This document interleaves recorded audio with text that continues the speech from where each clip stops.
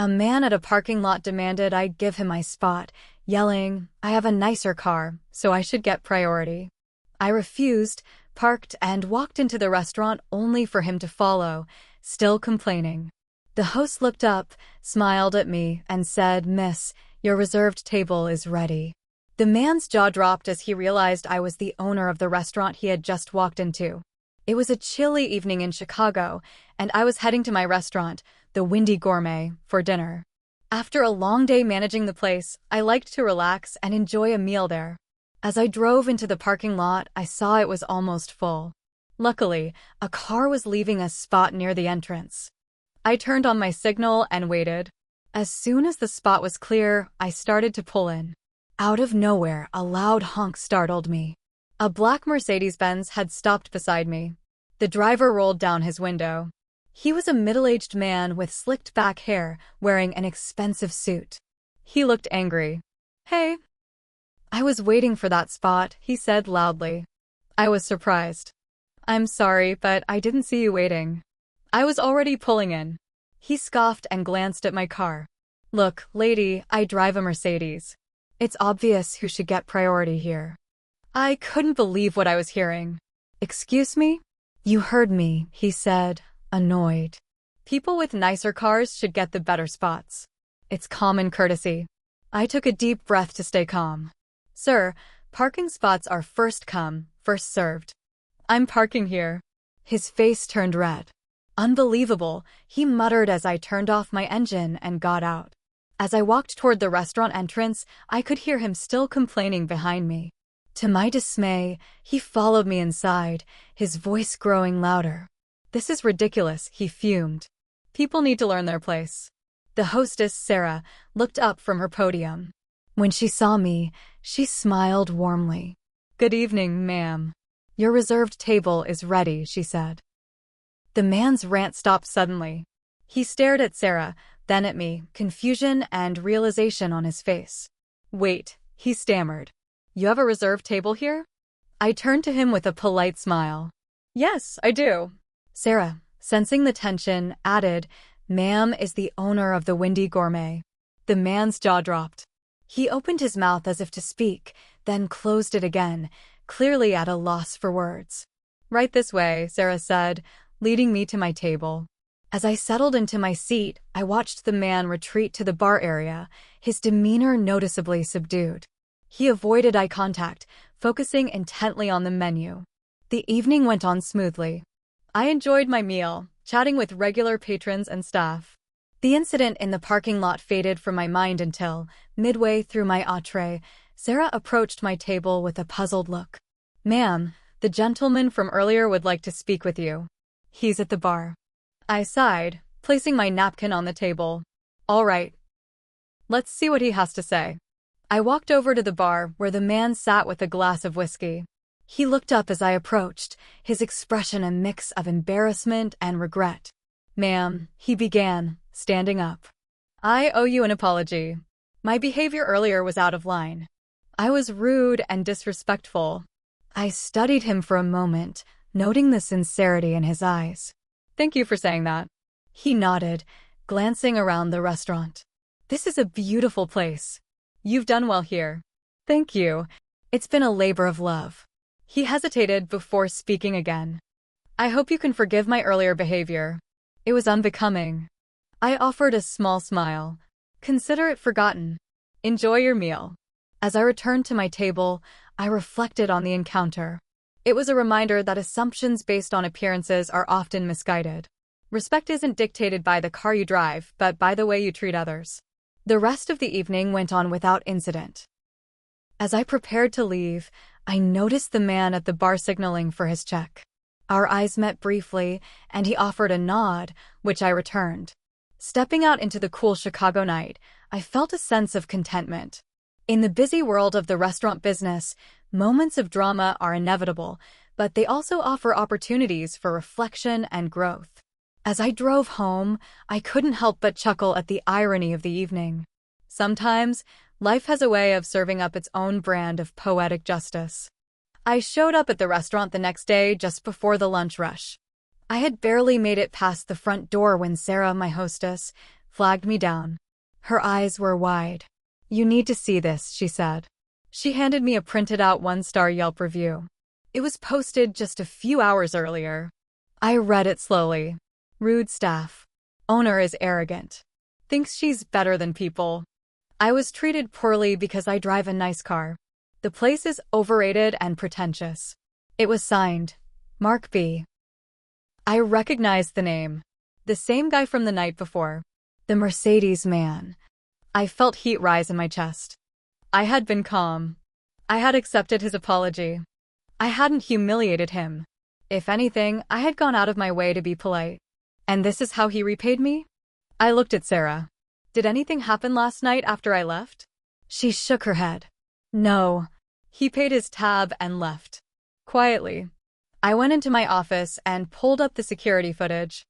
I scanned through the footage of him at the bar. Nothing unusual. But then I noticed something. Just before he left, he slipped a folded paper onto the host's stand. None of us had seen it at the time. That note was no longer there. I couldn't let this go. I decided to call in a favor. My younger brother, Jordan, works in IT security. He's not exactly a hacker, but let's just say he knows how to find information. I sent him a message. "Need help. Guy named Mark B. Drives a black Mercedes, Chicago area. Left a fake Yelp review on my restaurant. Can you find anything on him?" Jordan replied 5 minutes later. "Give me an hour." While I waited, I tried to keep myself busy, but I was boiling inside. That review was already getting attention. A couple regulars had messaged me asking if something had happened. We worked hard for our reputation. We were rated top 10 in our district. One fake review could turn into 10. An hour later, Jordan called. His name is Mark Belton. Lives in River North. Works in finance. He's on LinkedIn. No wife. Divorced 3 years ago. Has a habit of writing nasty reviews. I found 5 just this month, same tone, same phrasing. Always after minor incidents. What about addresses? Phone numbers? I've got both. Want me to text them? Yeah. Send them. He did. I didn't want revenge. But I wanted him to stop. So I drafted a polite but very direct message and sent it to his email, which Jordan also found. Subject: The review you left, dear Mr. Belton, I noticed the review you left on Yelp regarding your visit to the Windy Gourmet. I was surprised and disappointed, especially given our interaction the night you dined with us. As the owner, I strive to treat everyone with respect and professionalism. I accepted your apology in good faith. Your review does not reflect the reality of the situation and is misleading to potential customers.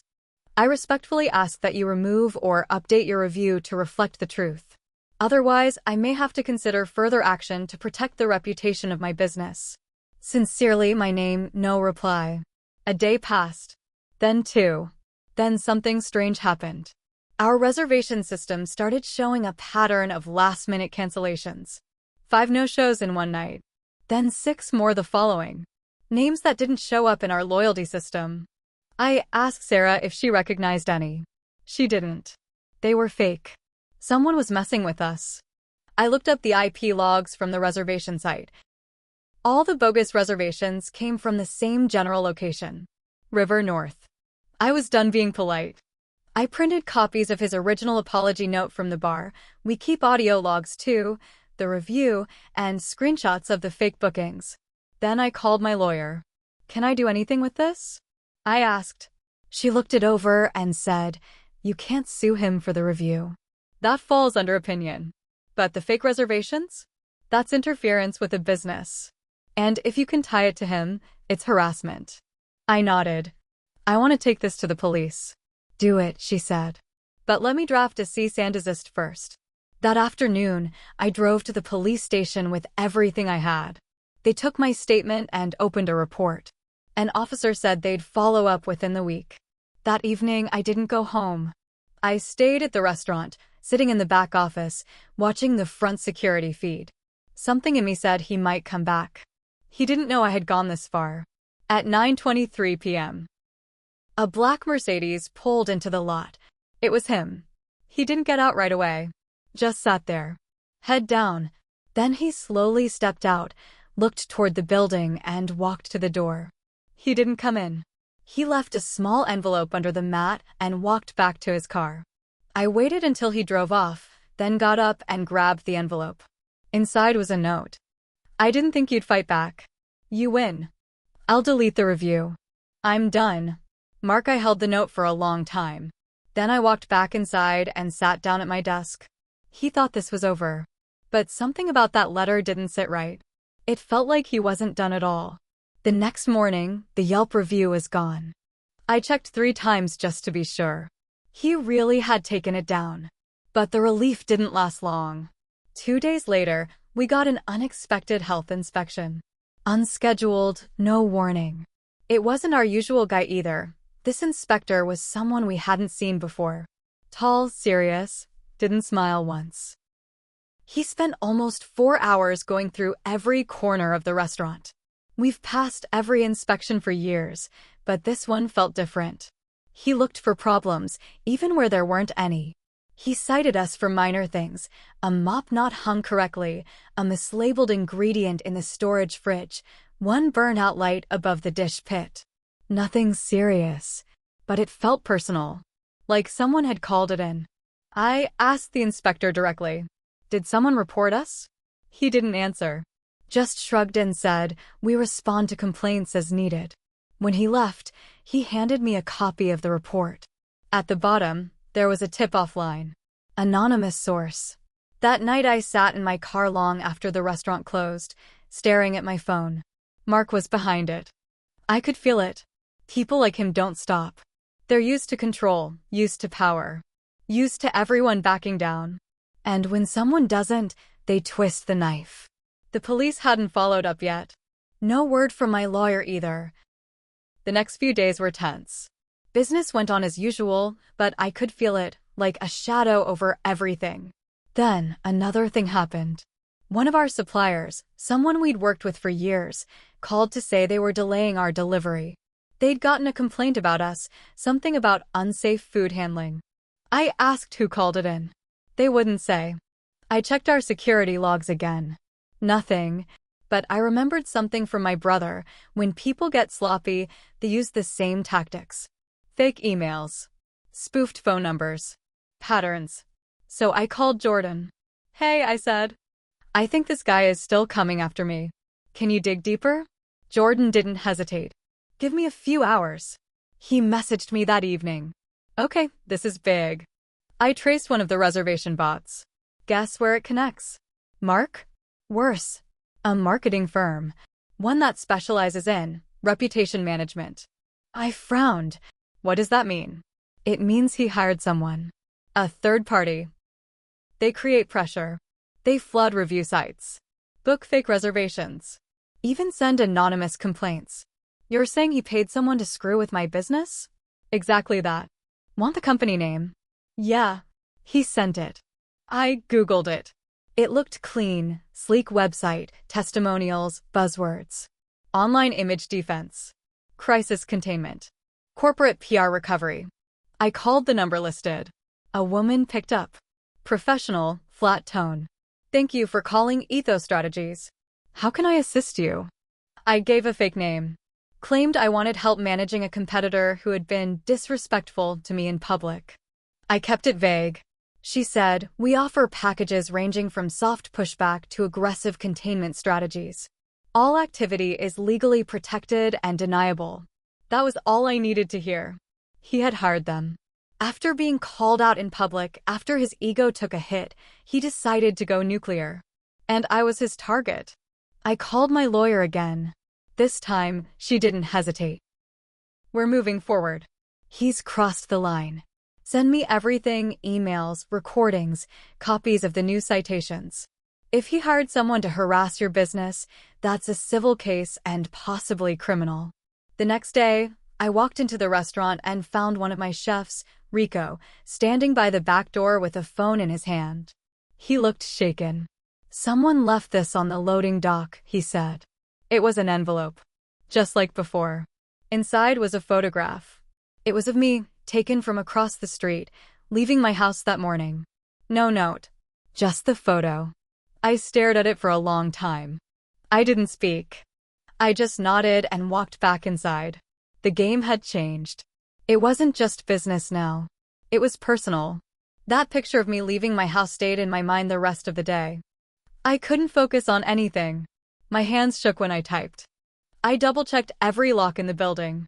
Even though nothing had physically happened, something had changed. It was no longer just online attacks or business sabotage. He was showing me he knew where I lived. I made a decision that night. I wasn't going to wait for the law anymore. If Mark wanted to play dirty, I was going to drag everything into the light. I told Jordan to keep digging into ethos strategies and Mark's connection to them. Meanwhile, I called a friend of mine from college, Layla. She works as a local reporter for one of the biggest Chicago news stations. She'd covered crooked cops, shady landlords, even exposed a city official for taking bribes. I gave her everything. The review, the fake reservations, the anonymous health complaints, the supplier delays, the intimidation, the picture on my doorstep. She didn't say much at first, just listened and took notes. Then she looked me dead in the eye and said, "If I run this story, your name's going to be everywhere. People will dig into your past too. You sure about this?" I thought about it. I wasn't perfect. I'd cut a few corners early in my business days, nothing criminal, just desperate decisions when money was tight. But I had never hurt anyone.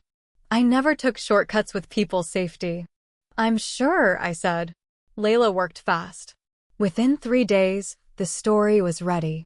She had background on ethos strategies, similar complaints from 2 other small business owners in nearby towns, and even a former employee willing to speak off the record.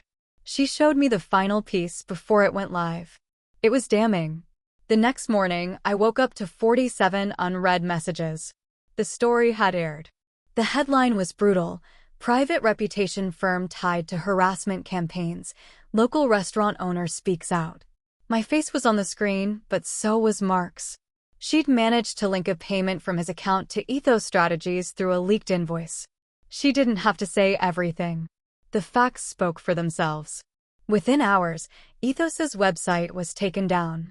Yelp suspended his account. Their PR firm dropped them. And the kicker? Mark's company, his real job, the investment firm in River North, fired him by the end of the day. Someone leaked his internal emails. Turns out he'd used company time and resources to orchestrate the attacks. I watched the downfall in real time. A man who once bragged that his Mercedes gave him the right to a parking space lost his job, his image, his clients, and his respect in a single news cycle. He showed up at the restaurant the next day. Not in a Mercedes. In an Uber. He looked like hell. No suit, just jeans and a coat too big for him. His eyes were sunken. He waited until I walked to the front. Customers were watching. My staff was tense. "I need to talk," he said. "No, please, just," he started, but I didn't let him finish. "You came at me like I was beneath you. I let it go. Then you came for my business. Still, I gave you a warning. But you couldn't help yourself, could you? You wanted to ruin me just because I didn't move for your car." He looked like he wanted to argue. Instead, he just nodded. "I lost everything," he said. I leaned in just enough so he could hear. So did I. My peace. My sleep. My trust in people. But I built back. You won't. He opened his mouth again. I held up my hand. "You don't get the last word." Then I turned and walked away. As I walked back through the restaurant, people clapped. Not loud. Not forced. Just real. I had made mistakes, yes. I should have pushed harder sooner. I should have involved the police more. I should have protected myself better from the start. But I'd stood my ground. And in the end, I didn't just win.